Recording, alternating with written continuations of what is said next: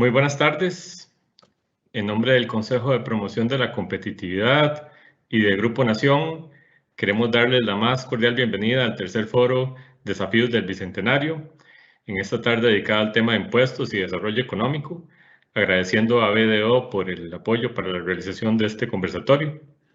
Hoy nos acompañan y tenemos la participación de la señora Pilar Garrido, ministra de Planificación Nacional y Política Económica, la señora Marta Costa, Contralora General de la República, el señor Bernardo Alfaro, gerente general del Banco Nacional de Costa Rica y ex superintendente de la SUGEF, el señor Ronulfo Jiménez, economista, asesor económico y profesor universitario.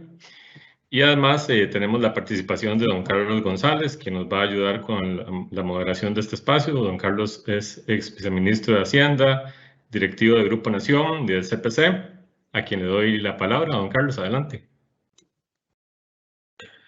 Muchas gracias a todos.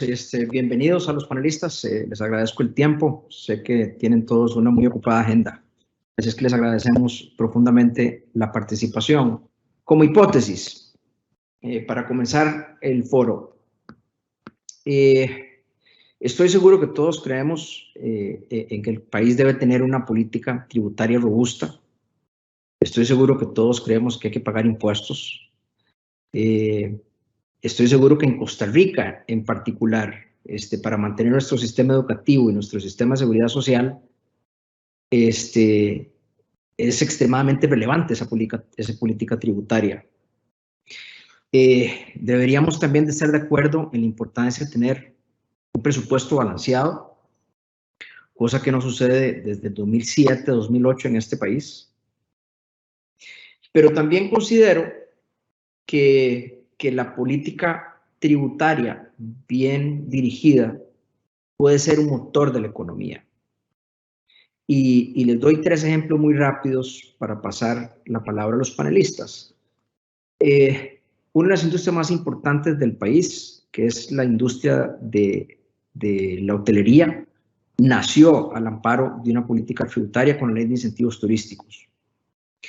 Las zonas francas son un motor de la economía que también nace por una decisión tributaria. Y muy importante, la diversificación de nuestras exportaciones, que pasaron en los años 80 de ser eminentemente agrícolas con 3 productos a tener una economía de exportación extremadamente diversificada, obedeció también a una política tributaria con la ley de contratos de exportación en su oportunidad. Desafortunadamente, con las alicaídas finanzas públicas que tenemos, no pareciera ser que esto sea un tema relevante. La única constante es más impuestos, menos gastos, balancear el presupuesto, cualquier cosa. Pero bueno, nuestro crecimiento económico es bastante deficiente en los últimos años. Con esa introducción, le voy a agradecer a doña Marta Acosta, Contralora General de la República, que nos dé sus primeras impresiones en el foro. Bienvenida, doña Marta, nuevamente. Muchas gracias. Muchas gracias, muy buenas tardes. Gracias por la invitación al foro. Un saludo para todos. Me voy a referir brevemente al estado de las finanzas públicas y su efecto en la competitividad y de manera general al sistema tributario al cual debemos aspirar. Para iniciar, es una premisa básica, sin lugar a dudas, que unas finanzas públicas saludables contribuyen a un entorno macroeconómico estable y favorable, y son también la base para la confianza que requieren los agentes económicos al tomar decisiones de inversión en cualquier país. En el caso costarricense, déficits recurrentes en la última década han llevado el nivel de endeudamiento de nuestro país a niveles insostenibles. Y no es mi intención aquí entrar a discutir las causas, el desenfrenado aumento del gasto corriente durante años, los niveles de evasión y elusión, el gasto tributario y la ineficiencia en el uso de los recursos públicos, entre otros. Lo cierto es que la deuda del sector público superó su límite natural desde el año 2016, lo que afecta negativamente la acumulación y formación de capital y el crecimiento económico y social. Expone al sistema financiero al riesgo de mercado ante eventuales cambios en la valoración de la deuda pública y el aumento de la prima de riesgo país, obligando entonces al Estado a pagar tasas de interés más altas por sus títulos de deuda, entre otros. Por tanto, desde nuestro punto de vista, el deterioro fiscal definitivamente afecta la competitividad del país y el desarrollo económico desde tres perspectivas importantes. Una, desde la perspectiva de inversión, pues un Estado absorbiendo recursos de la economía estruja la inversión privada al restar disponibilidad de recursos a ese sector, que también puede verse afectado con mayores tasas de interés sobre sus préstamos, producto de un gobierno en una situación fiscal apremiante. Recordemos que a partir de 2018, las necesidades de financiamiento del gobierno como porcentaje del PIB han representado más del 11%. Estos recursos se captan principalmente de títulos de la deuda interna de largo plazo y representan poco más del 60% del financiamiento en los últimos años. Es decir, los recursos disponibles para la inversión y los sectores productivos se ven limitados o se encarecen por las necesidades de liquidez y recursos por parte del gobierno. Esto restringe la capacidad de ahorro nacional, la competencia por los recursos financieros y con un eventual efecto en las tasas de interés del mercado interno. Esto afecta a la inversión pública y la inversión privada y con ello la generación de empleo y acceso al crédito por parte de las empresas y de las familias. Una segunda perspectiva es la del efecto estrujamiento del gasto de capital. En el 2016, el gasto de capital del gobierno central alcanzaba el 1,8% del PIB. Dicho gasto representó en el 2020 solo el 1,2% del PIB. En contraste, el incremento en la relación de gasto corriente respecto al PIB pasó del 2016 al 2020 de un 18 a un 19,3%. Esto motivado por el incremento en el gasto de intereses, los cuales en dichos años, como porcentaje del PIB, se han incrementado en un 70%. Y para todo el sector público, el gasto de capital no alcanza el 4% del PIB. En razón del crecimiento del gasto corriente del gobierno, cada vez se destinan menos recursos entonces al gasto de capital, lo cual se traduce, entre muchos otros, en rezagos en la infraestructura pública que limitan los procesos productivos. Por ejemplo, Costa Rica mantiene una brecha importante en el desarrollo de infraestructura, ante lo cual organismos como la CEPAL han indicado que el país presenta un atraso de aproximadamente 35 años en materia de infraestructura y dedica a ese rubro un presupuesto de menos de la tercera parte de lo que realmente necesita. Este desbalance es un aspecto crítico para la competitividad del país, ya que afecta la velocidad de circulación de los vehículos y los costos de operación, aspectos que repercuten finalmente en el precio de los productos. Además, sabemos que para el 2022 la regla fiscal en su escenario más gravoso limitará el crecimiento del gasto total, estrujando aún más ese escuálido gasto de capital como motor clave de la productividad y el crecimiento económico de largo plazo. Y consecuentemente esto va a tener impacto sobre el bienestar de la población. El control del gasto corriente es entonces relevante para evitar este estrujamiento del gasto de capital. Particularmente preocupa esta situación respecto al sector descentralizado, que por su relativo peso tiene mayor incidencia. Finalmente, y no menos importante, la tercera perspectiva es la relación entre la situación fiscal y la credibilidad en nuestra economía, la cual se traduce en el riesgo país. De esta manera, cuanto mayor sea el riesgo, peor calificación se recibirá, por lo que el deterioro de la situación fiscal se refleja en esta calificación, lo cual se puede traducir también en un endeudamiento internacional más caro, de manera que genera presión a las entidades y a las empresas que buscan financiamiento en el exterior, además de las señales negativas para la inversión extranjera directa. Y no es para menos. Las condiciones fiscales han empujado la calificación de riesgo en nuestro país a niveles mínimos, solo superados por el impago de la deuda en la década de los 80. En esta tercera perspectiva juega un papel fundamental el cumplimiento de la regla fiscal, que fomenta disciplina fiscal y encamina de forma gradual el nivel de gasto en una senda sostenible. De ahí que la Contraloría sea tan reiterativa sobre la necesidad de su cumplimiento, según lo establecido en la normativa pertinente. Este es uno de los principales elementos que impactan la confianza de los mercados, con consecuentes efectos en las tasas de interés y, al fin y al cabo, sobre la provisión de los servicios públicos a la ciudadanía. Es entonces clara e impostergable la necesidad de dar señales positivas que mejoren la situación, que generen espacios fiscales y que permitan la sostenibilidad. La competitividad, el desarrollo económico del país lo requiere como un elemento básico para alcanzar entonces ese desarrollo económico y social. Ahora me voy a referir de manera muy breve al estado actual del sistema tributario.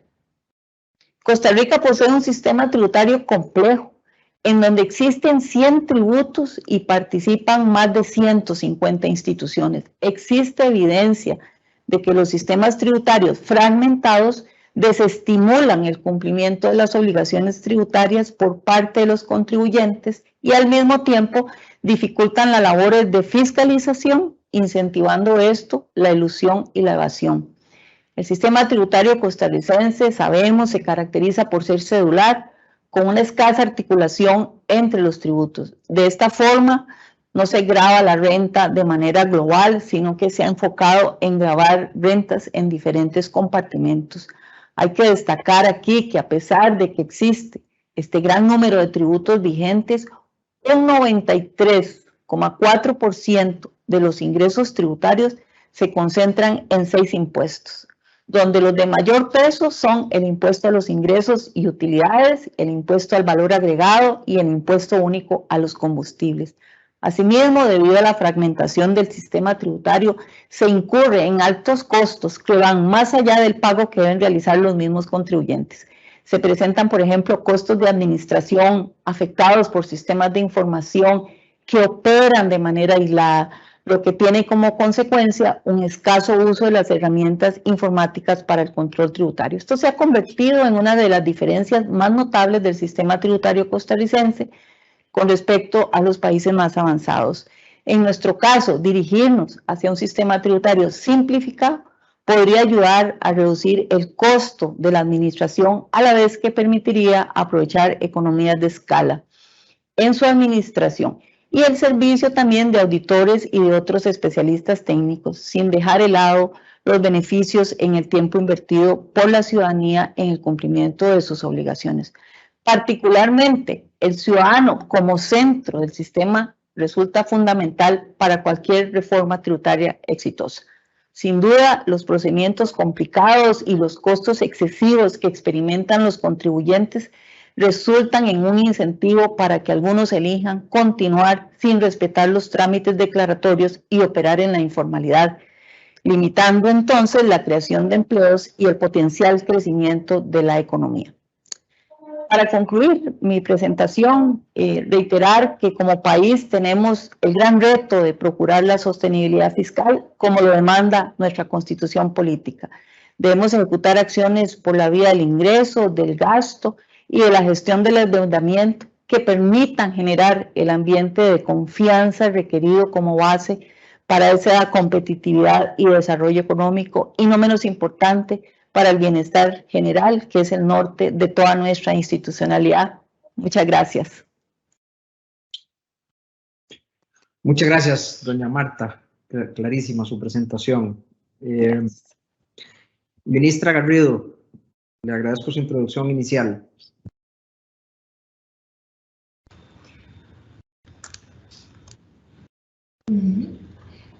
Bueno, yo había preparado una presentación corta, no sé si la puedo compartir. Adelante, entonces, por supuesto. Voy a compartir mi pantalla en este momento.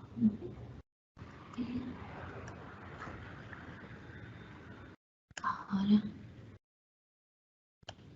¿Lo pueden ver? Sí se ve. Sí se ve. Muchas gracias, doña Marta.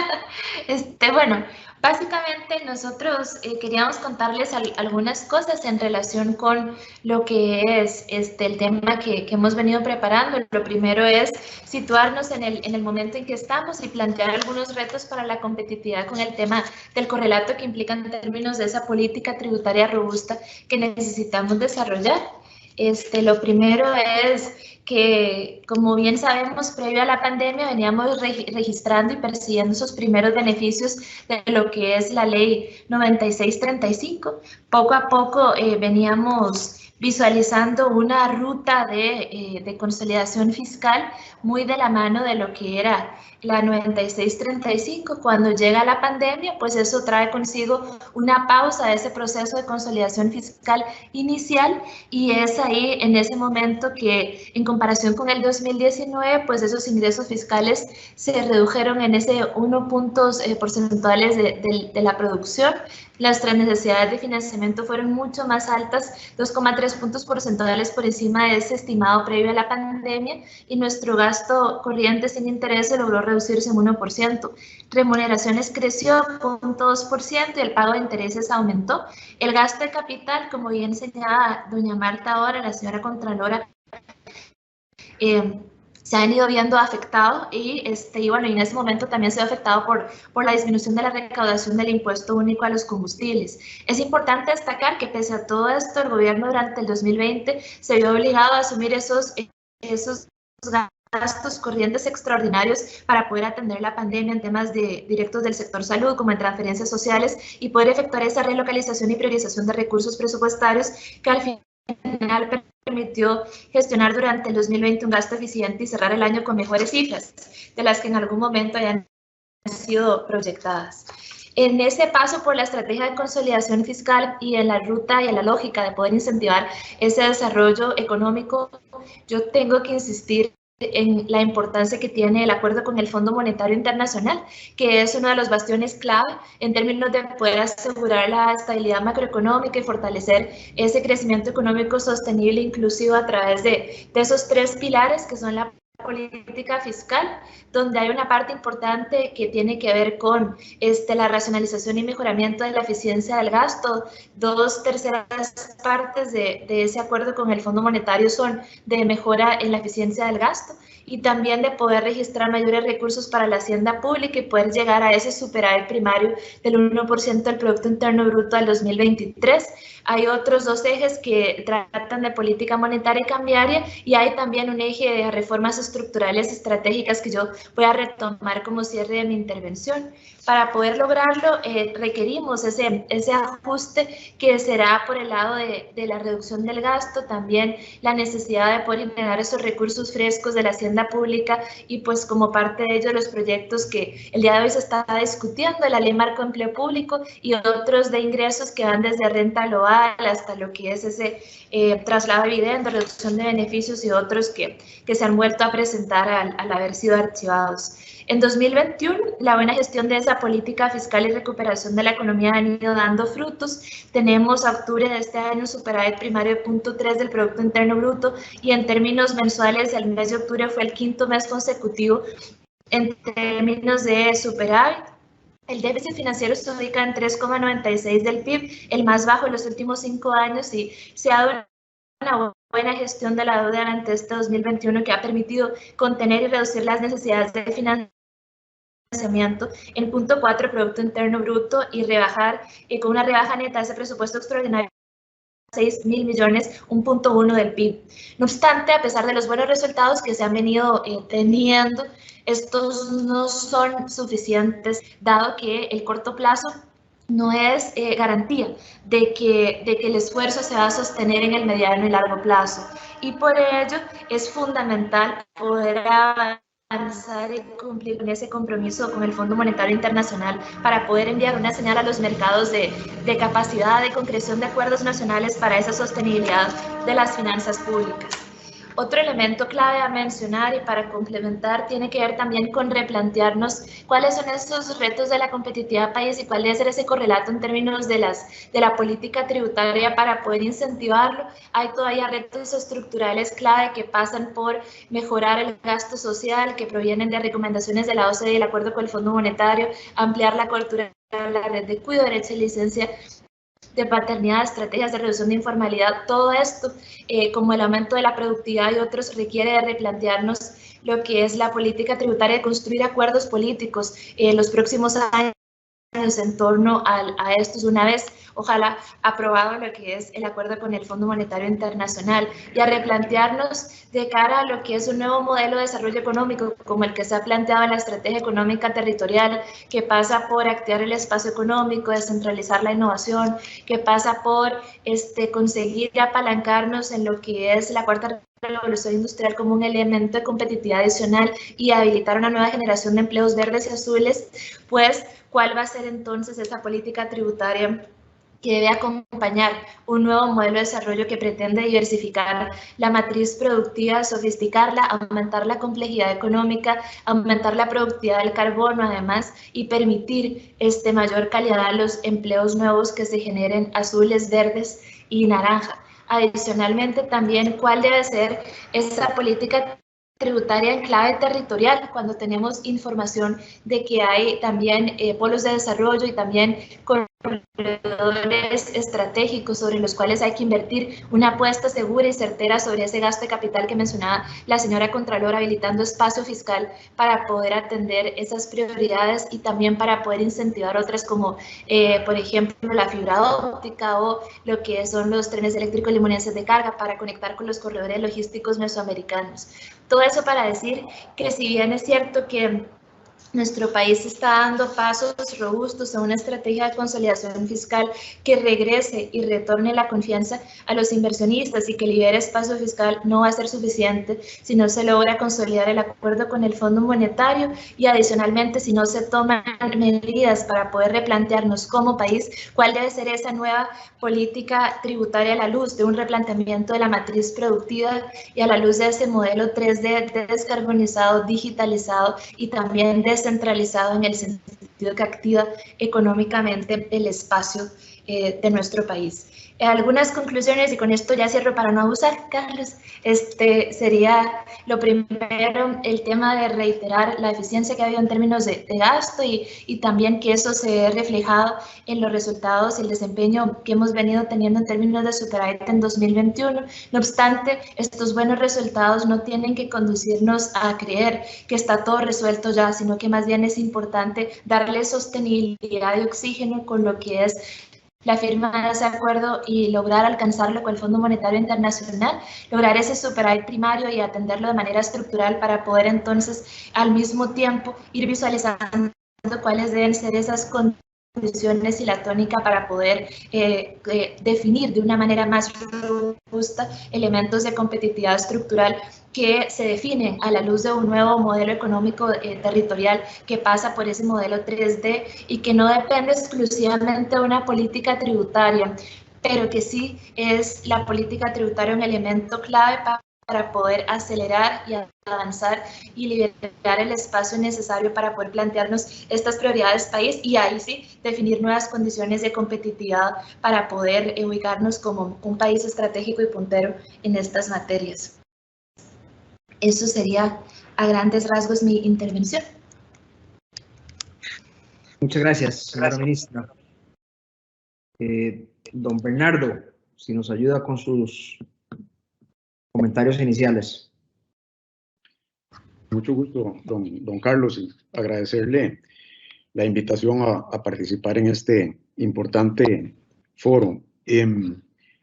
Yo recuerdo en el año 2000, estando en la Superintendencia General de Entidades Financieras, los análisis que hacían los expertos del Banco Mundial y del Fondo Monetario y que compartían conmigo sobre el nivel de competencia que había en el sistema financiero, al cual obviamente por mi experiencia laboral es al que me voy a referir en concreto. Al hacer referencia al nivel de competencia, me decían, vea, es demasiado pobre el nivel de eficiencia de la banca, es paupérrimo. Recordemos que la eficiencia en un banco se mide como el gasto operativo y administrativo con respecto a la utilidad operacional bruta. En otras palabras, ¿cuánto de mi utilidad operacional se la lleva el gasto operativo y administrativo? Por lo tanto, mientras más alto, es peor, la eficiencia es peor. En esa época hablábamos de niveles de eficiencia superiores al 80%, y entonces ellos me decían, vea, es un sistema financiero muy poco eficiente. Además, hay demasiados bancos. En aquella oportunidad, recuerdo que había un poco más de 30 bancos en el sistema bancario nacional. Entonces me decían, vea, cada banco orientado a algún segmento en particular, debería haber menos bancos que compitan de una manera más equitativa, más fuerte. Y lo otro que me decían es la otra evidencia de ese sistema poco competitivo y demasiado disperso son los márgenes de intermediación financiera. Es decir, la diferencia entre la tasa activa promedio y la tasa pasiva promedio de las entidades. En esa época hablábamos como de un 14%, 15% de margen de intermediación financiera en colones y de un 7% de margen de intermediación financiera en dólares. De manera que, en efecto, estábamos hablando de un sistema financiero nacional poco eficiente y con márgenes de intermediación que no ayudaban a la bancarización, no ayudaban a la promoción de la producción, para la cual el crédito es fundamental, es indispensable. Hoy en día, la situación es radicalmente distinta. La eficiencia operativa del sistema bancario nacional, medida por la Asociación Bancaria Costarricense, tiene un promedio de más o menos el 60%. Es decir, de cada 10 colones, 6 de utilidad operacional bruta, 6 colones se las lleva ese gasto operativo administrativo. Eso ya está muy cerca de lo que se considera el estándar internacional, que es de más o menos 55%. Pero y aquí hago énfasis en una cosa. En Costa Rica tenemos 3 bancos públicos, 2 estatales, Nacional y Costa Rica, y el otro que es el Banco Popular. Si ordenamos los 13 bancos que operan hoy en la actualidad en nuestro sistema bancario, 10 privados y esos 3 públicos, hay un primer banco público en el 5º puesto de los más eficientes, un segundo banco público en el 7º puesto y el tercero en el 8º puesto. Es decir, de los 13 bancos, los públicos están en el 5º, 7º y 8º lugar. Eso, de alguna manera, empieza a erosionar la tesis acumulada durante tanto tiempo de que la banca estatal es la génesis de la ineficiencia y de los altos márgenes de intermediación financieros en Costa Rica. Es decir, podemos decir que la banca pública está ahí en los lugares medios, incluso en la mitad superior en cuanto a eficiencia. ¿Y qué podríamos decir de los márgenes de intermediación financiera? El margen de intermediación financiera en dólares hoy del sistema es el margen de intermediación es 4.0% margen de intermediación financiera en dólares y 6.2% en colones.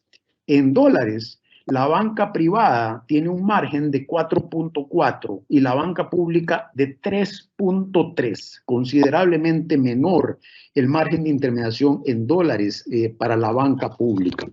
En el caso de los colones, que tenemos ese margen de intermediación de 6.2, la banca privada tiene un 8% de margen de intermediación y la banca pública un 5.6%. Diferencia entre tasa activa promedio y tasa pasiva promedio en cada caso. En el caso particular del Banco Nacional, en ambos en ambas situaciones estamos por debajo del promedio, incluso de la banca pública. El Banco Nacional tiene un margen de intermediación financiera en dólares de 2.6% y en colones de 5.6%. El agregado da aproximadamente 4.7%. Es importante destacar que mientras en estos 20 años el sistema bancario evolucionó de esta manera, se logró un nivel de inclusión financiera y de bancarización importantísimo. Solo nos supera en bancarización Uruguay en Latinoamérica. Todavía no estamos a la altura de los países nórdicos, pero sí estamos arriba del 70% y ese es un dato bastante importante. Usted mencionaba, don Carlos, en su introducción, la importancia de atender o de causar un impacto social relevante. Yo creo que la banca estatal ha tenido un impacto muy relevante en lo que ya podemos llamar democratización económica. Llevar crédito a todos y cada uno de los rincones del país, cumpliendo entonces un rol social muy importante. Nosotros acabamos de lanzar nuestra estrategia ASG, muy en línea con lo que se estila ahora en los sistemas bancarios modernos del mundo. Es decir, las tres aristas: ambiental, social, gobernanza. Y en eso a eso nos hemos abocado con gran ahínco y pasión en los últimos años, es decir, a cumplir ese rol fundamental. En tanto cumplimos, eso sí, con el indicador por excelencia más importante de todos, de acuerdo a cómo la supervisión bancaria lo ha definido ya desde 1988, que es el tema de la solvencia, la famosa adecuación de capital. Tener un patrimonio que soporte la totalidad de los riesgos que enfrentan las entidades financieras. Siempre va a haber pérdidas inesperadas, siempre van a haber cisnes negros. En el 2008 vivimos una terrible crisis financiera internacional. La pandemia el año pasado y todavía con impacto este año ha sido otro gran cisne negro que nos apareció y que nos ha golpeado fuertemente. Para enfrentar esas pérdidas inesperadas, los bancos tienen que contar con un patrimonio amplio, fuerte, robusto. Y eso lo que significa, sobre todo en el caso de la banca estatal, es que estamos llamados sí o sí a generar la mayor cantidad posible de utilidades, porque la única forma de nutrir nuestro patrimonio es vía acumulación de utilidades. Y entonces llego al punto al que quería desde un inicio arribar, y es el tema de los pagos fiscales y parafiscales de la banca estatal. Para mi sorpresa, en el año 2018, estando yo en la SUGEF, participé en varias oportunidades en la mesa de mercados financieros de la OSD. Estábamos trabajando en la inclusión de Costa Rica a la OSD y los señores de la OSD cuestionaban mucho qué tan nivelada está la cancha en el sistema financiero nacional. Para mi sorpresa, repito, el Banco Central, los técnicos del Banco Central elaboraron un documento en el que se sopesaron una serie de factores para llegar a la conclusión de que la cancha está desnivelada en contra de la banca estatal y no a favor de la banca estatal, como se habría podido pensar en un inicio. La cancha está desnivelada en contra de la banca estatal y la principal causa son las cargas parafiscales. El Banco Nacional se siente muy honrado de tributar el 30% sobre sus utilidades todos los años. El tema es que a eso tenemos que agregar lo que en la práctica viene siendo un impuesto adicional. Puede llamarse dividendo, si se quiere, pero lo cierto es que destinamos de cada 100 colones de utilidades, 15 colones al IBM de la Caja, 10 colones al Instituto de Fomento Cooperativo, 5 colones a la Comisión Nacional de Préstamos para la Educación y 3 colones a la Comisión Nacional de Emergencias. En otras palabras, en términos prácticos, los bancos del Estado tienen una carga fiscal del 63%.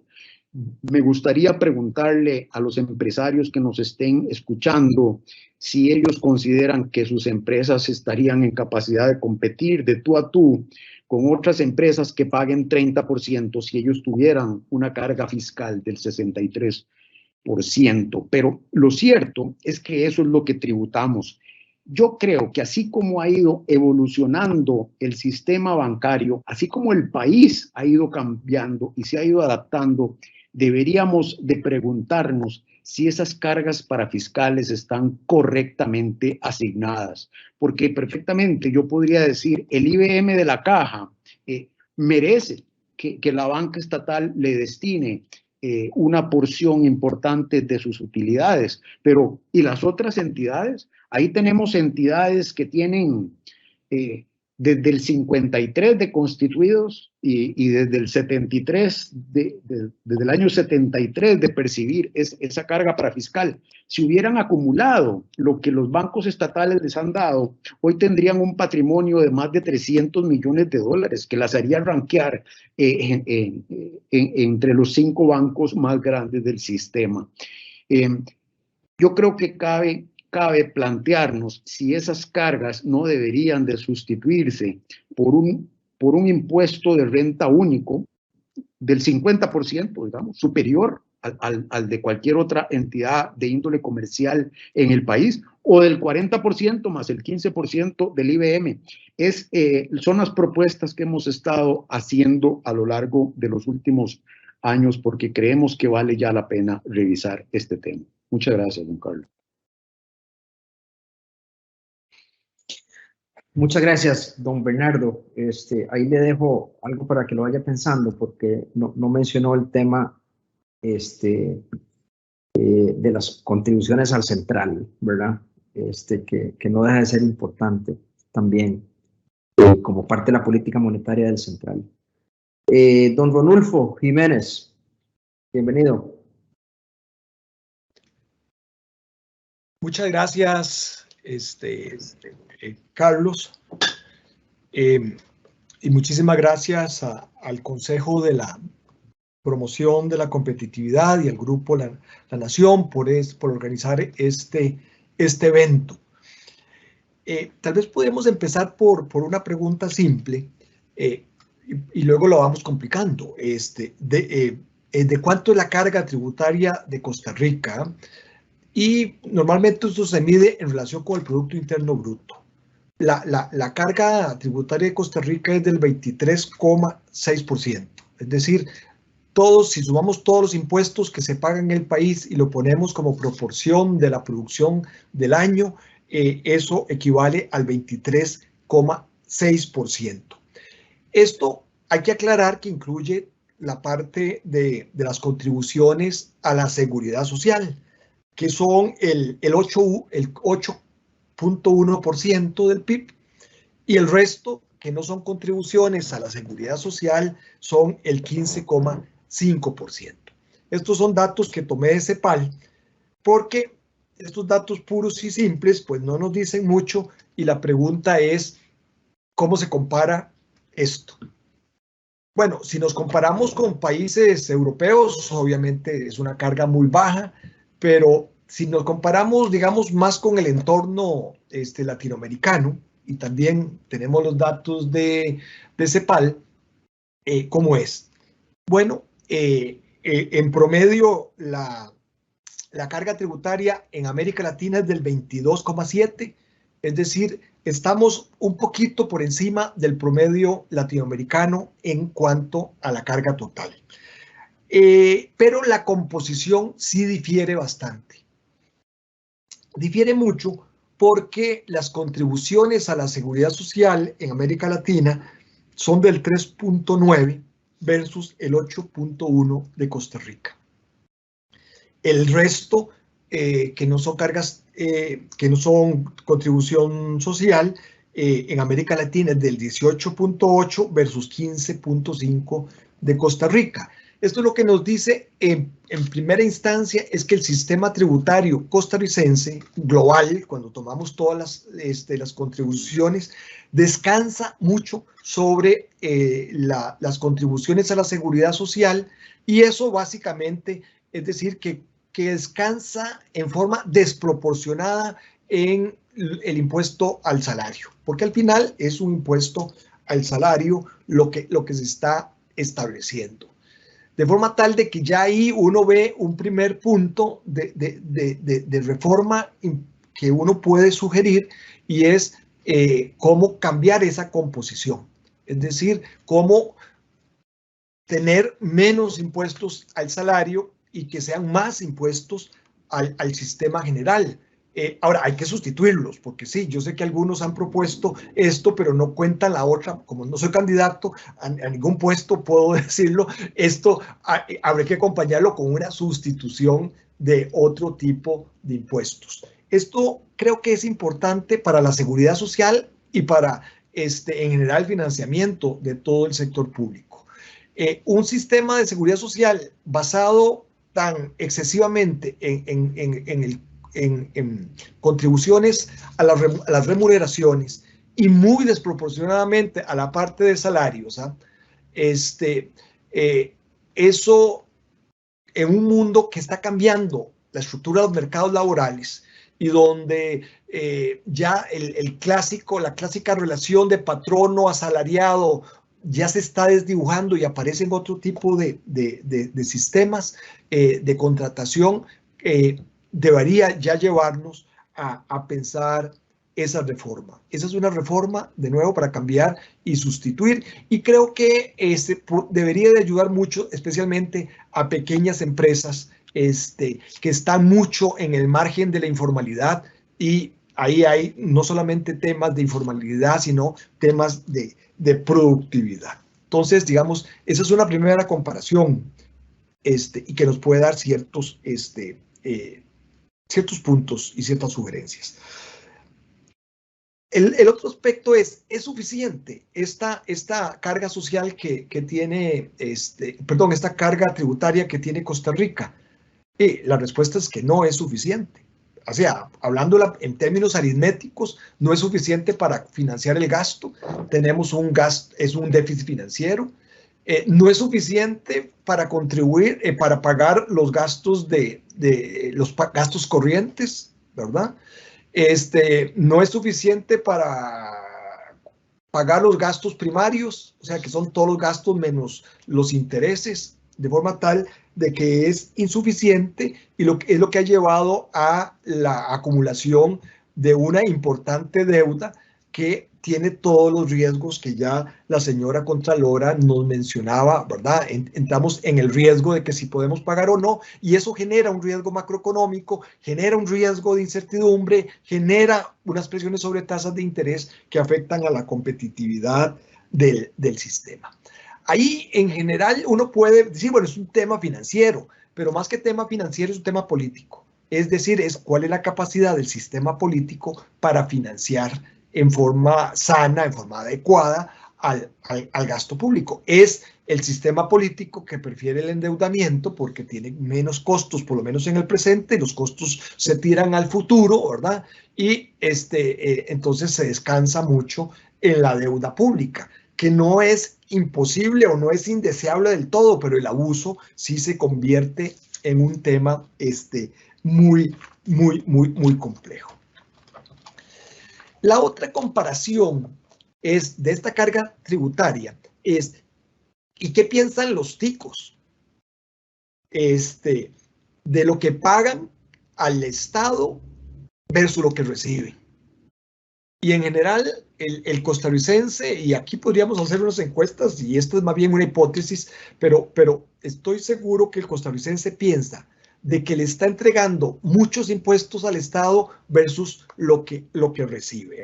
Y podríamos decir que no, mire, no es cierto, porque aquí podríamos ver los números, pero ahí sí hay un tema de gasto, un tema de que tenemos una estructura de gastos excesivamente cargada de salarios,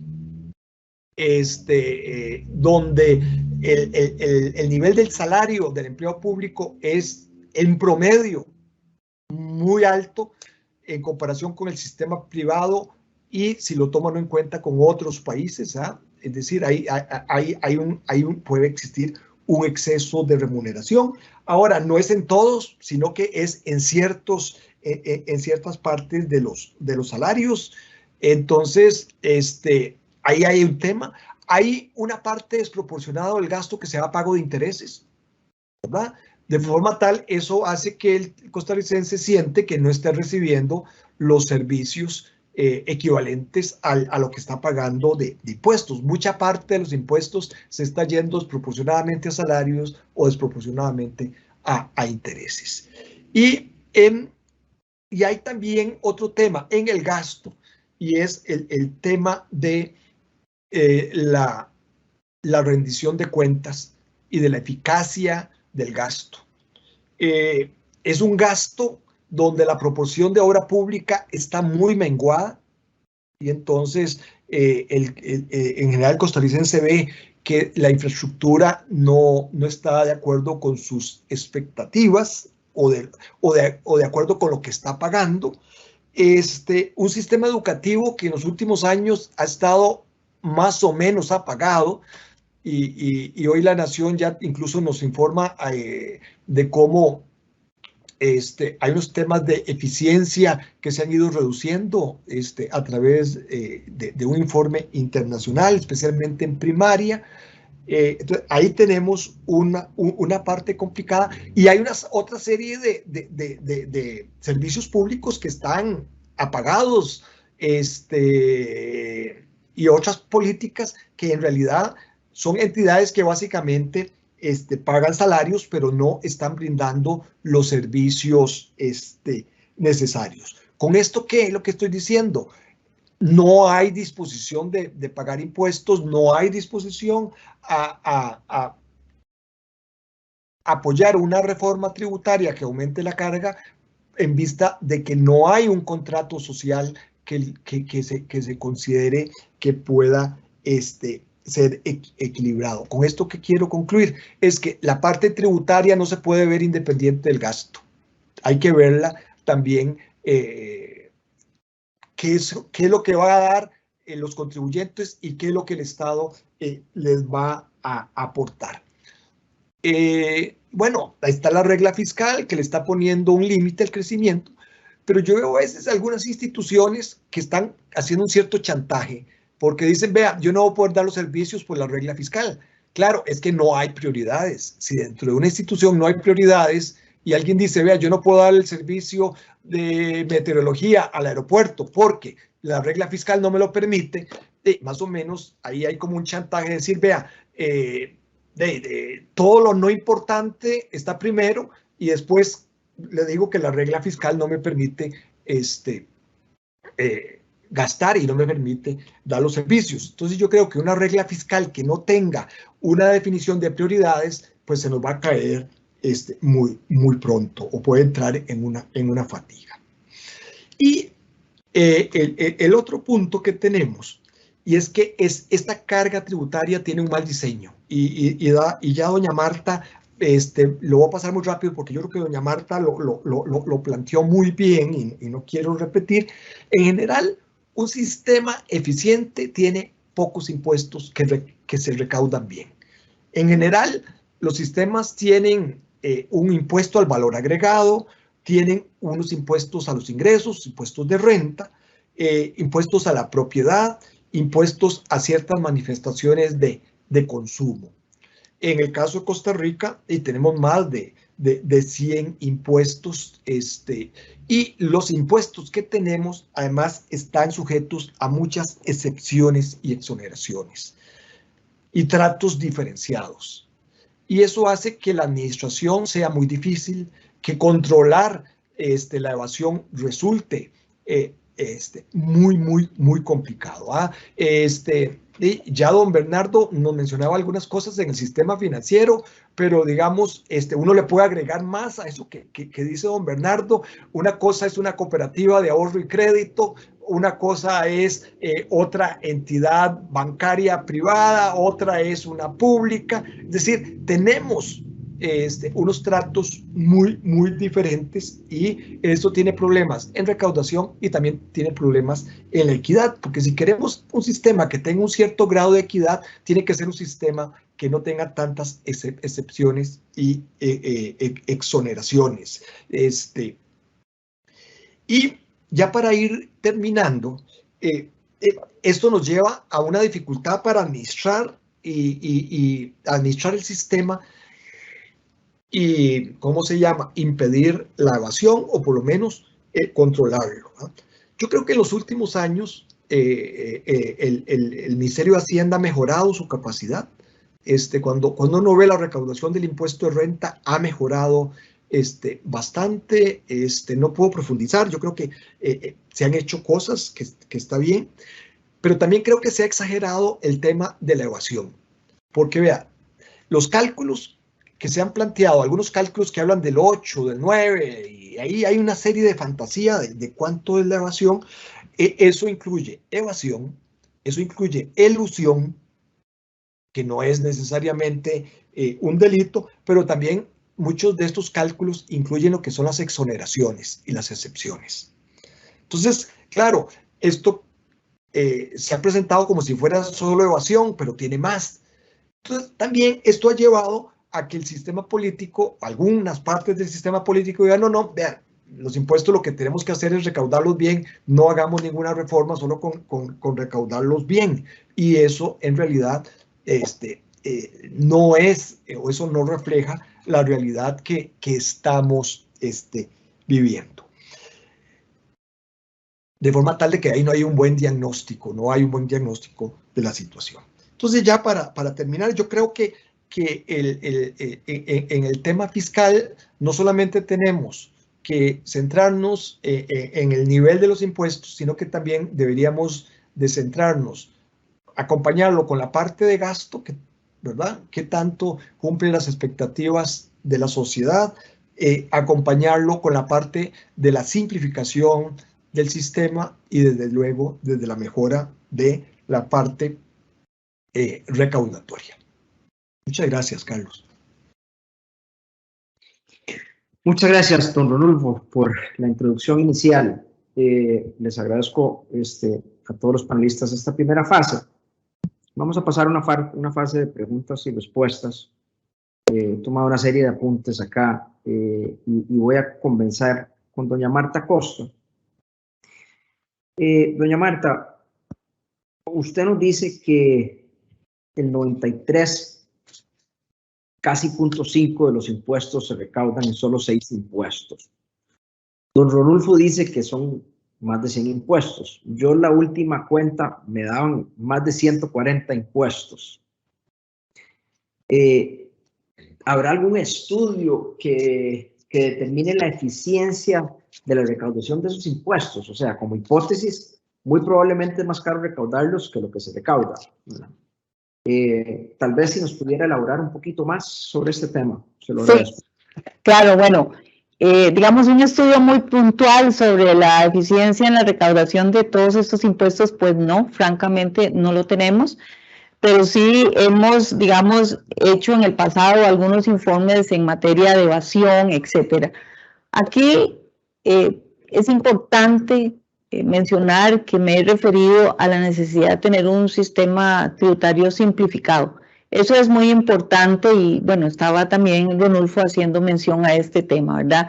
¿Por qué? Porque decía yo durante mi presentación que en muchos casos, y hemos hecho algunos estudios muy puntuales específicos, no sobre todos ellos, pues resulta que el costo de operación de administrar estos impuestos pues es más caro que lo que se recauda, ¿verdad? Eso sí lo hemos visto en algunos temas concretos. Por eso es que nosotros hablamos de simplificar, hablamos de la necesidad de un sistema tributario que cuente con inteligencia tributaria, ¿verdad?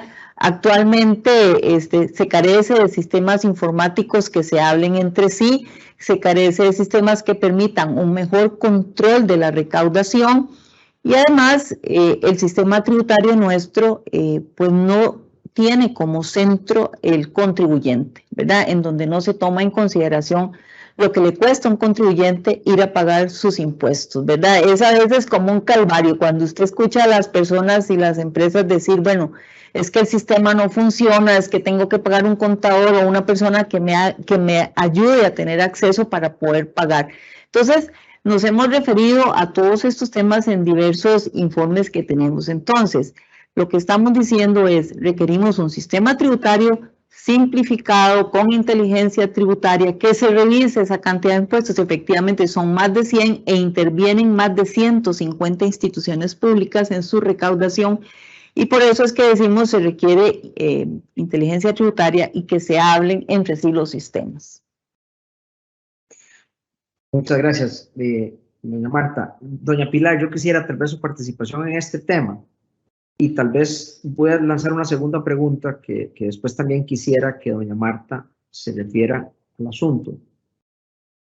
Una es esto que lo dejó clarísimo la señora Contralora. El 93.5% de los impuestos son en 6 impuestos. ¿Y qué estamos haciendo al respecto para ello? Lo segundo fue un comentario que hizo la Contralora, muy relevante, que es la calificación de nuestros bonos. Si nosotros hiciéramos un sinónimo de la calificación de nuestros bonos al valor de una acción, alguien se debiera estar preocupando en el gobierno porque ese valor de la acción sea bueno.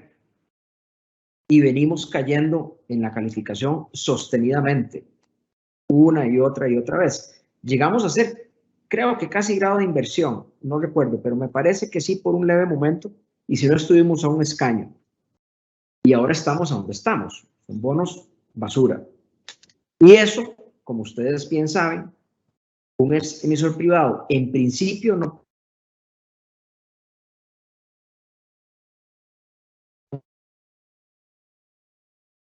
eso tiene una cascada en el costo financiero. Yo tal vez le agradecería, doña Pilar, si se refiere a esos dos temas.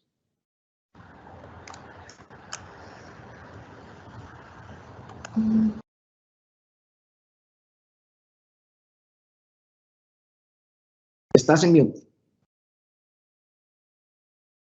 Pero vamos a ver, activar. ¿Me escuchas? Listo. Sí, señora. Sí. No, bueno, yo como que tuve un problema de conexión y dejé de escuchar, pero me imagino que lo que estás preguntándome es en relación con las acciones que estamos tomando para el tema de tener unos bonos que sean lo suficientemente robustos y que nuestra calificación lo sea. Pues bueno, hay una primera parte que sí, que hemos venido procurando y es enviar señales del compromiso con consolidación fiscal. Hay una parte que tiene que ver con la calidad que en términos de nuestras finanzas públicas y avanzar en esa lógica. Y también otro tema importante y es que cuando se anuncia el acuerdo con el Fondo Monetario también nuestros bonos empiezan a apreciarse y eso es clave en términos de la confianza que se manda a inversionistas. Entonces creo que uno de los elementos clave va a poder ser concluir con eficacia el acuerdo con el Fondo Monetario Internacional y seguir avanzando en esa ruta de consolidación fiscal de mediano y largo plazo para poder garantizar la confianza de privados y de otros actores internacionales en relación con lo que son la manera como nos perciben. Y que eso tenga un correlato en términos de los costos de financiamiento y que eso a su vez se contenga y no genere presiones a lo que es las tasas de interés comerciales que se terminan pagando. No sé si yo en este momento no les puedo ver, no sé si está, cómo vamos con la conexión. Perfecto, yo lo escucho y lo veo bien, doña Pilar. Ok.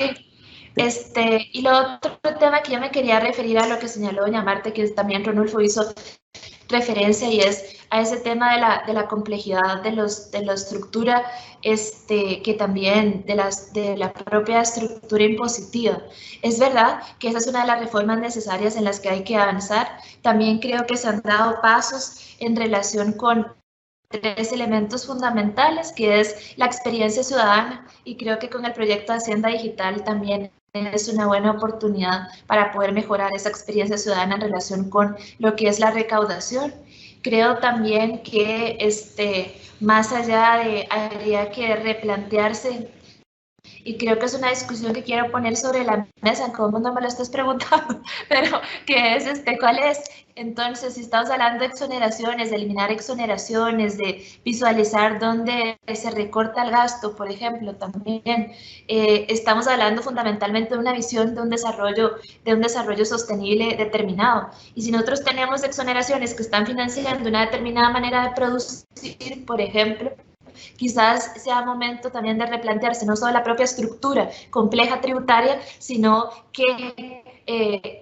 dónde van a estar las apuestas país a la luz de ese nuevo modelo de desarrollo, y cuál es la política tributaria que debe acompañar.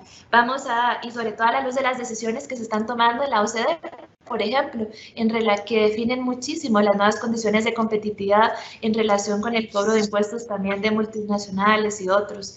Entonces yo creo que este debate también es un debate pendiente como país, y eso también parte de cuáles son entonces esas condiciones de competitividad y cuál es el rol de la política tributaria para complementar ese cierre de brechas estructurales para incentivar una nueva visión de desarrollo.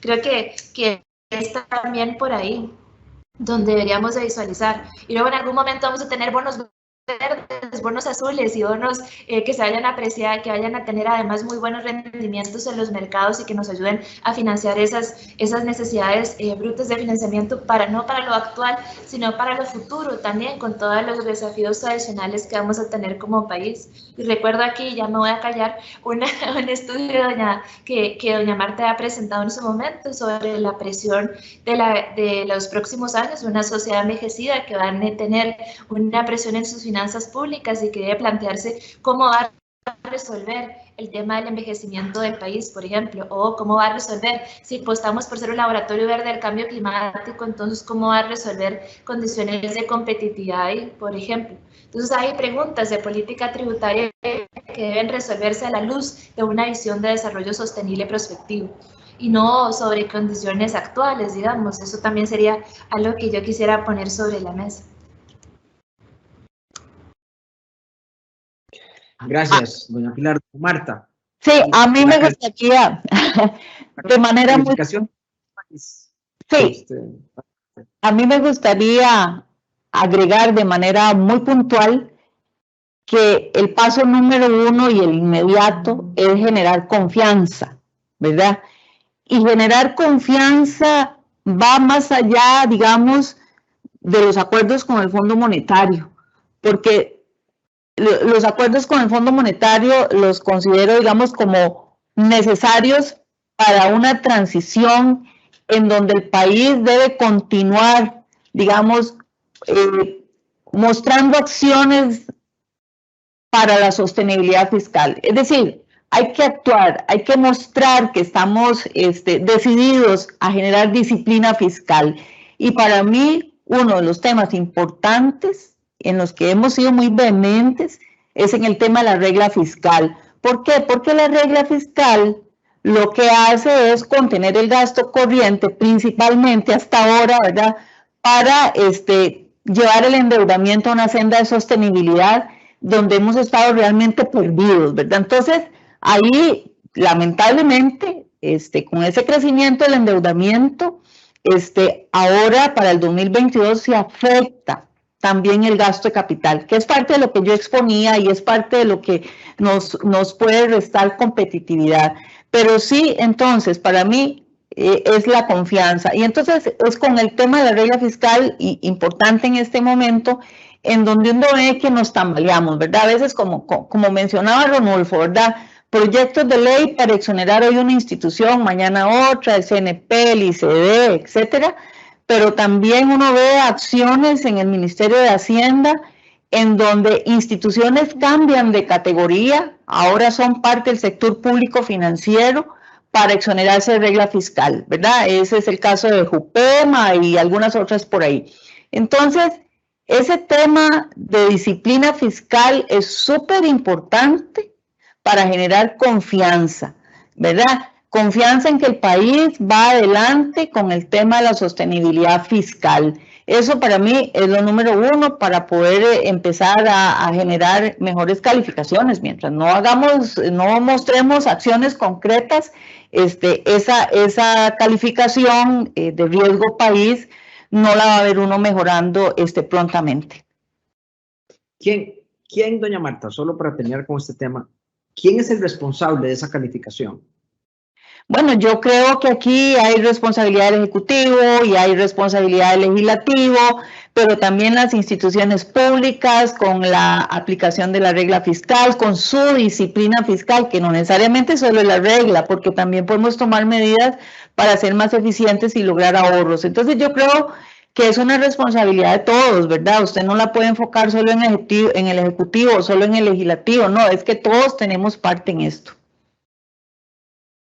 De acuerdo, muchas gracias, don Bernardo.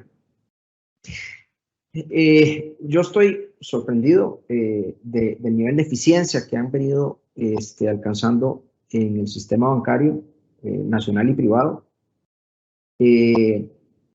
pero sigo pensando que las cargas parafiscales, y no mencionó el encaje, tienen un efecto muy importante en crecimiento económico, ¿verdad? O sea, si nosotros vemos las últimas crisis fiscales, una de las maneras más fáciles de incentivar el crecimiento económico es con política monetaria y bajando tasas, ¿no? Pero pareciera que hay un piso a eso, por el encaje, por las cargas parafiscales. Yo estoy seguro que en todos sus modelos económicos incluyen las cargas parafiscales y el encaje para efectos de definir su tasa activa. O tasa pasiva, perdón. También, por supuesto, que la activa. Pero eso afecta a toda la economía. Afecta crédito corporativo, afecta crédito de consumo, personal, hipotecas, tarjetas de crédito, prendario. Es un impuesto,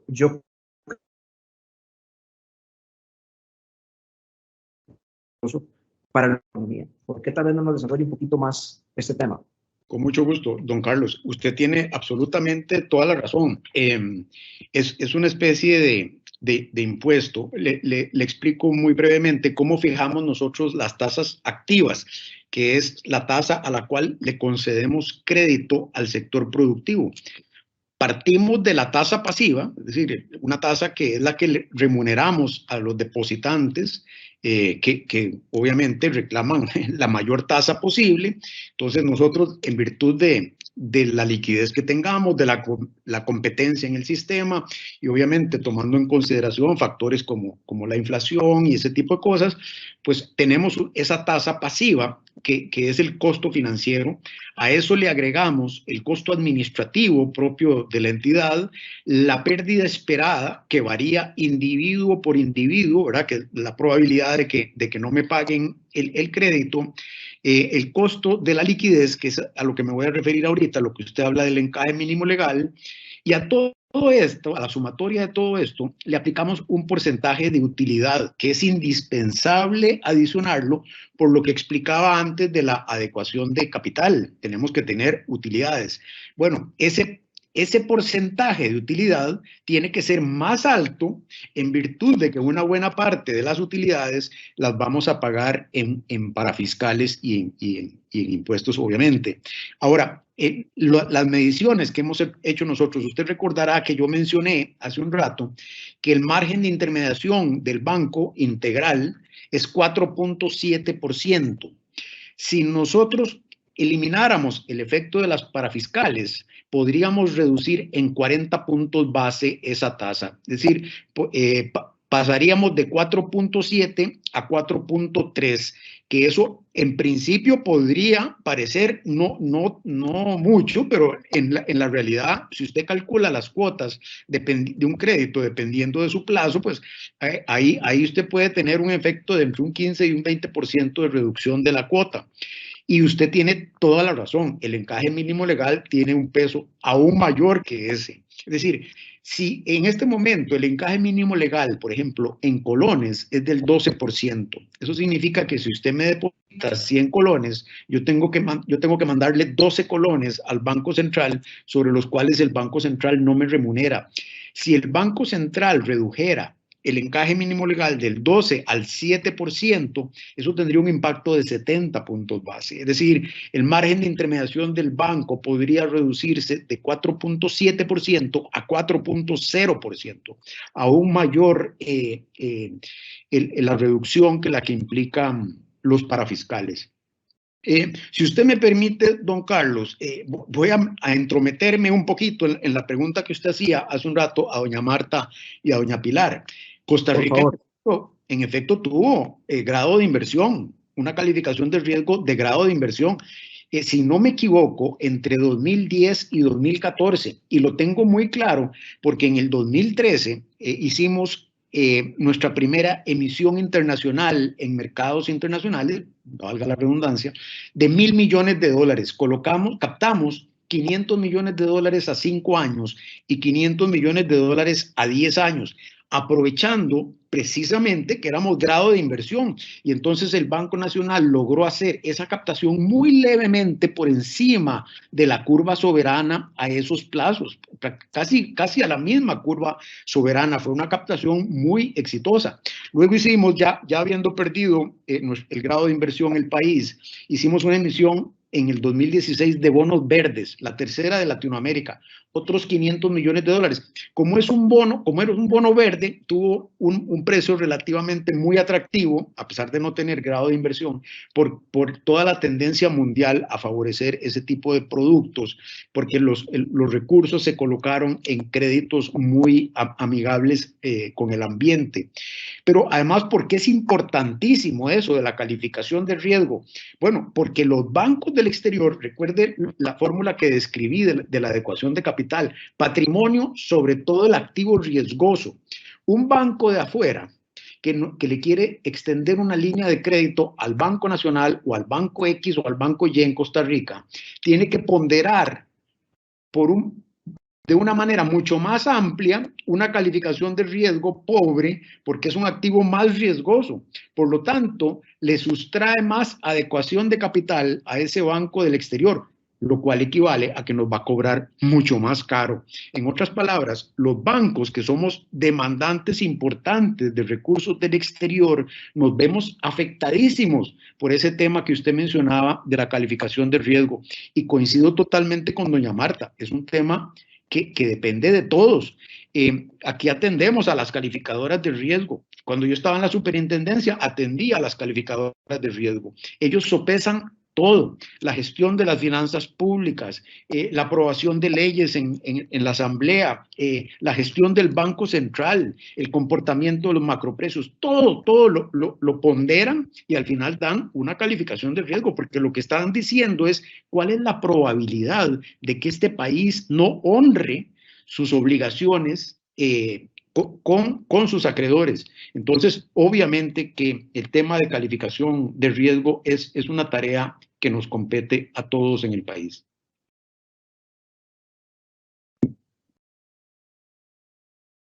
Muchas gracias, don Bernardo. Ronulfo, tal vez si te referís brevemente a este, porque además sé que sos asesor de la ABC, estaba mintiendo.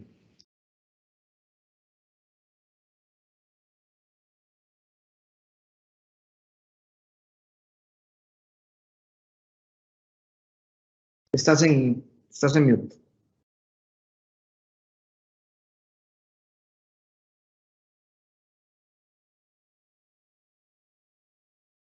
No todavía. No todavía, Ronulfo.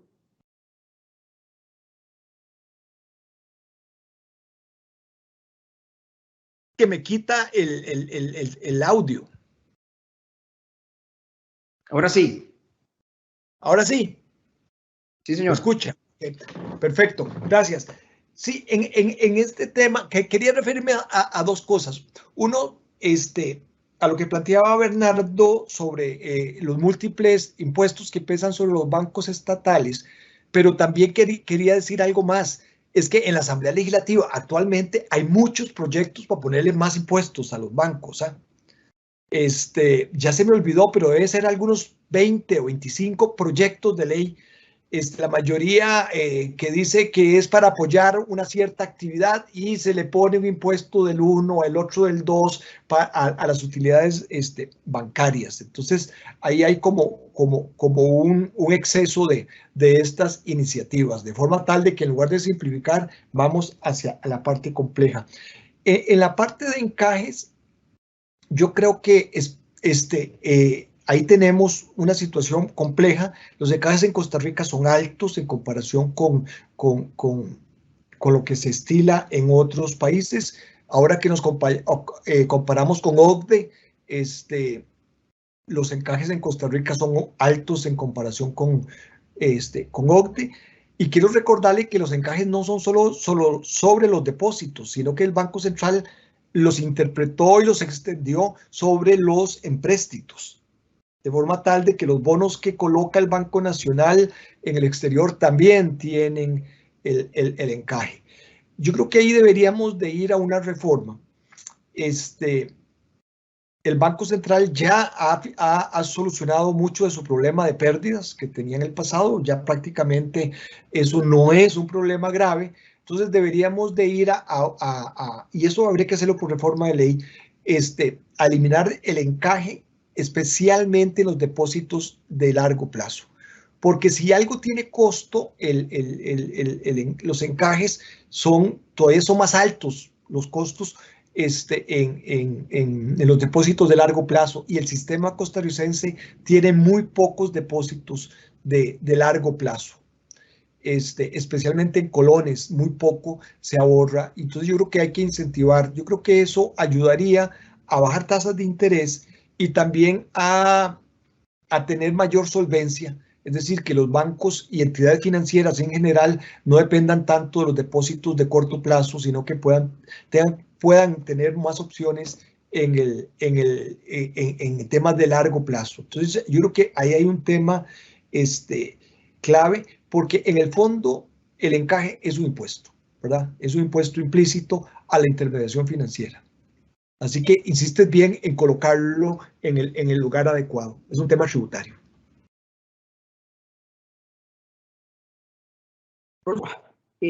Yo creo que en el país sí existen recursos de largo plazo. Lo que pasa es que históricamente han estado concentrados en el INS y en la Caja. Por eso el tema histórico de que tanto el INS como la Caja tienen crédito hipotecario, que es para mí un absoluto sinsentido. ¿No será más bien que no existe una estructura adecuada para que esas entidades transfieran esos recursos de largo plazo al sistema financiero nacional mediante titularización de hipotecas o algunos otros instrumentos, pero que existen?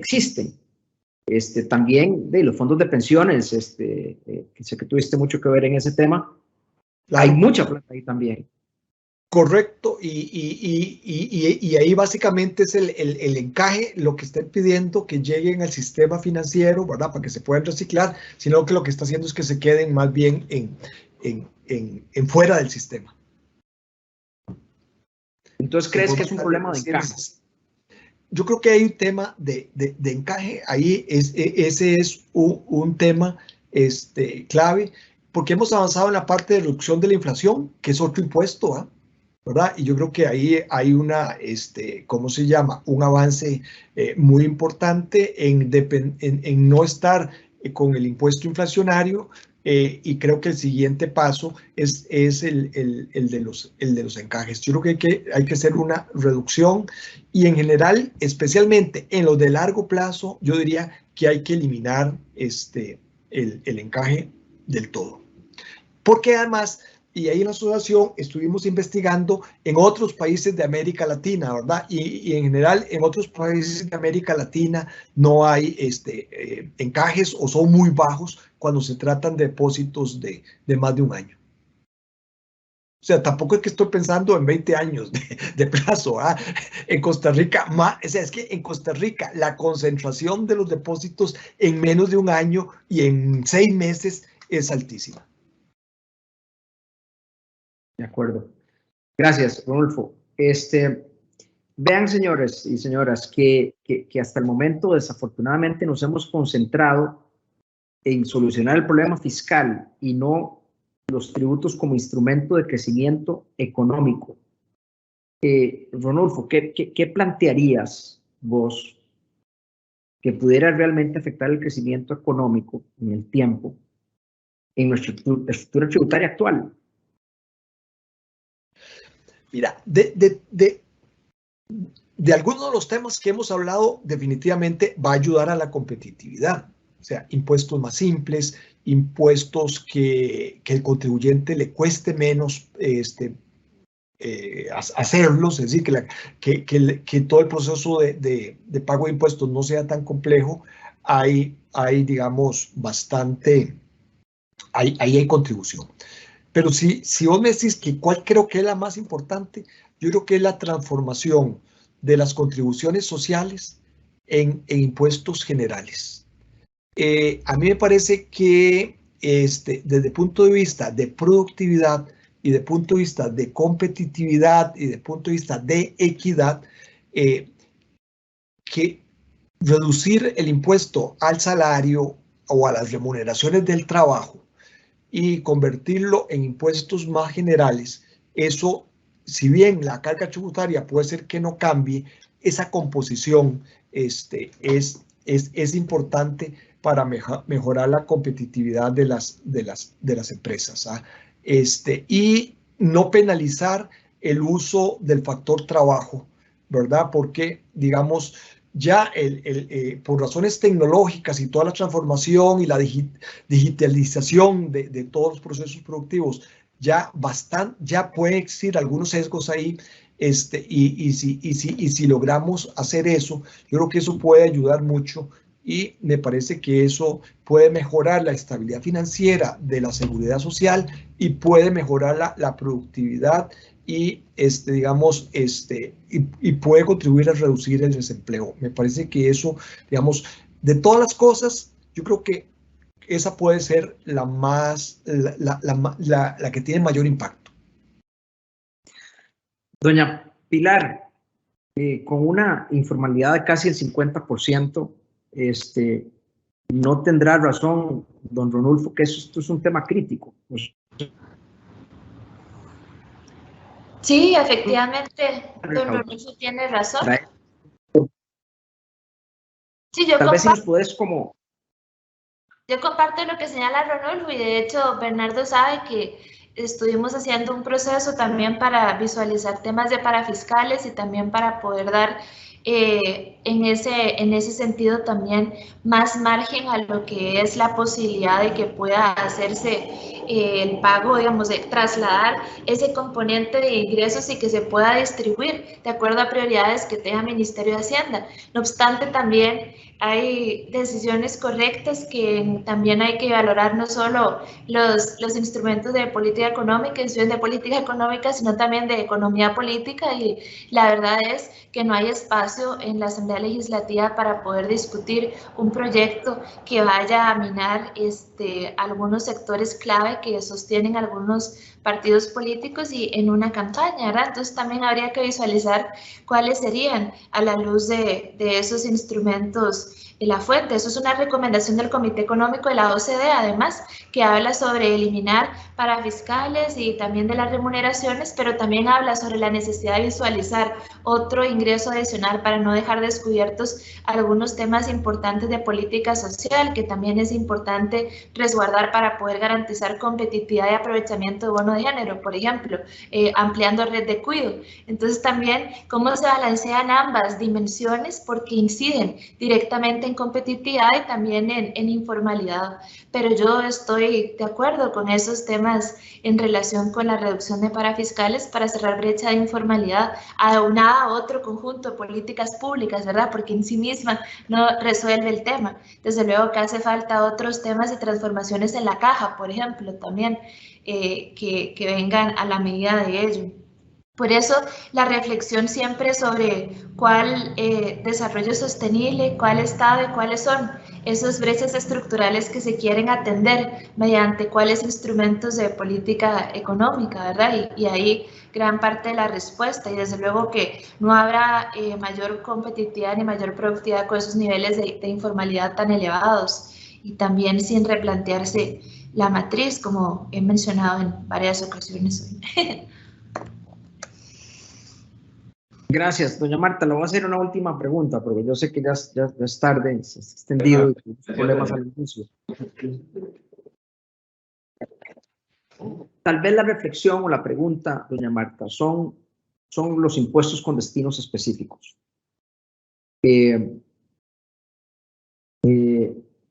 Hay un tema, como lo mencionaba ahora don Bernardo, que hay instituciones que reciben fondos sin ninguna rendición de cuentas.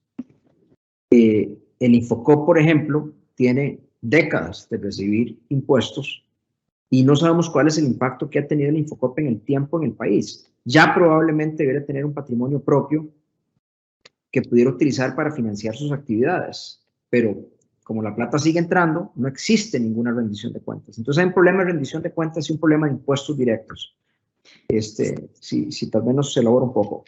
Sí, en ese particular, la Contraloría ha emitido algunos informes y además hemos sido insistentes cuando hemos acudido a la Asamblea Legislativa en diversas ocasiones, refiriéndonos a que estos destinos específicos deberían ser evaluados, estudiados, analizados, y cuando el Estado decida este tipo de cosas debería ponerle una temporalidad, ¿verdad? Es decir, por cierto plazo para evaluar si se cumplió o no se cumplió el objetivo, ¿verdad? Ese es un tema, digamos, muy similar al del gasto tributario, al de las exoneraciones, ¿verdad? Que se han dado por décadas también y que el Estado tampoco evalúa si esos sectores que se querían incentivar ya están listos, ya evolucionaron, ya prosperaron y se debe eliminar la exoneración, igual los destinos específicos. Yo me he referido en diversas ocasiones, por ejemplo, al 8% que se destina a la educación. También, ¿verdad? ¿Por qué no evaluar si realmente es necesario? Si ahora tenemos, digamos, un vuelco en nuestra pirámide poblacional, como lo mencionaba doña Pilar anteriormente, y bueno, ¿será que ahora tenemos tantos niños y jóvenes estudiando como hace algunos años? Posiblemente no. ¿Será necesario seguir construyendo más y más escuelas? O simplemente deberíamos estar remodelando y mejorando lo que ya la infraestructura educativa que ya tenemos. Entonces, cuando uno se refiere a estos temas, genera, digamos, opiniones de todo tipo, pero lo que uno está pretendiendo es que se evalúe, porque el gasto tiene que ser eficiente, el gasto tiene que ser de calidad, ¿verdad? Entonces, estos destinos específicos o esos impuestos específicos a los que usted se refiere, efectivamente sí, deben ser revisados, deben ser valorados a la luz del cumplimiento de los objetivos, debe rendirse cuentas. Estoy totalmente de acuerdo con usted. Esto lo hemos abordado en una multiplicidad de ocasiones, porque cuando estamos en la situación en la que estamos y uno dice, bueno, ahí puede haber una beta de ahorro o puede haber una beta de eficiencia.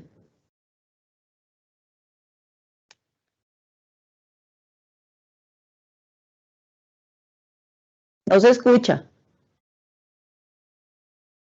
Gracias, doña Marta. Don Bernardo, tal vez una última pregunta. Don Rodolfo decía que los recursos de largo plazo en este país son escasos. Yo sostengo que están en las entidades que no tienen que estar. Ahí llegan, pero no deberían de mantenerse ahí.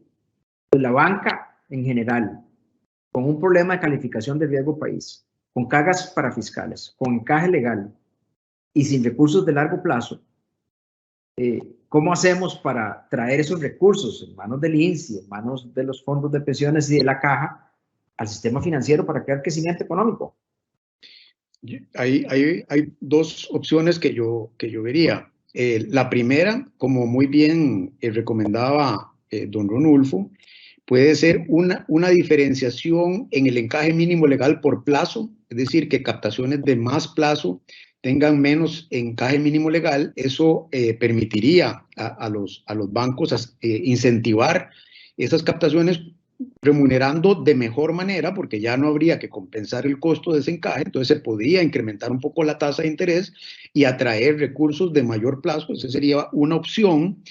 Y puede haber otra opción, que es estructurar fideicomisos de obra pública para realizar obra pública, que los podemos hacer nosotros. Ya lo hicimos en el caso del edificio que construyó el Banco Central para las superintendencias. Es decir, estructuramos, nosotros dimos el crédito, el banco da el crédito, el fideicomiso construye la obra y luego se titularizan los flujos futuros y ahí pueden entrar las operadoras de pensiones con inversiones. Y así generamos un negocio que de alguna manera permite crear obra pública y nos da negocio tanto a los bancos como a los fondos de inversión, fondos de pensiones, que creo que es una opción muy viable que se puede seguir ensayando. Ya hemos tenido resultados fructíferos en esa dirección. Señora ministra, ¿usted quiere opinar del tema?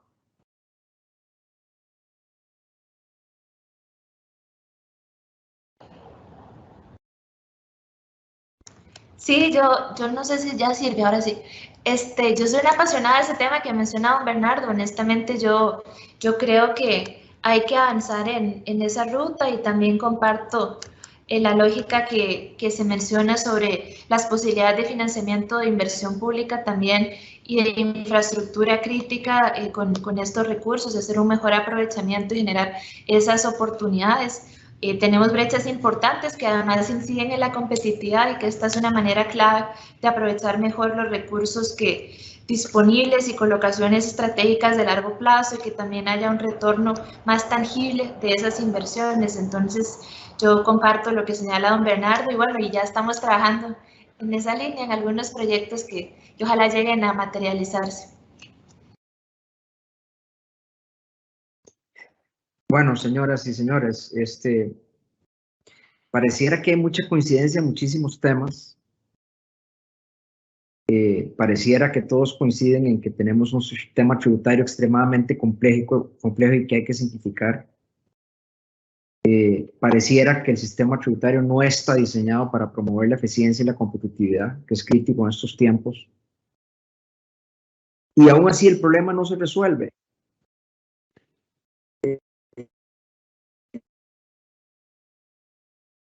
Político, nuevamente, o un problema de liderazgo, de convencer a la gente que haya que convencer en la Asamblea Legislativa para lograr las reformas necesarias. Yo les agradezco a todos su participación. Me disculpo nuevamente por los problemas técnicos del inicio.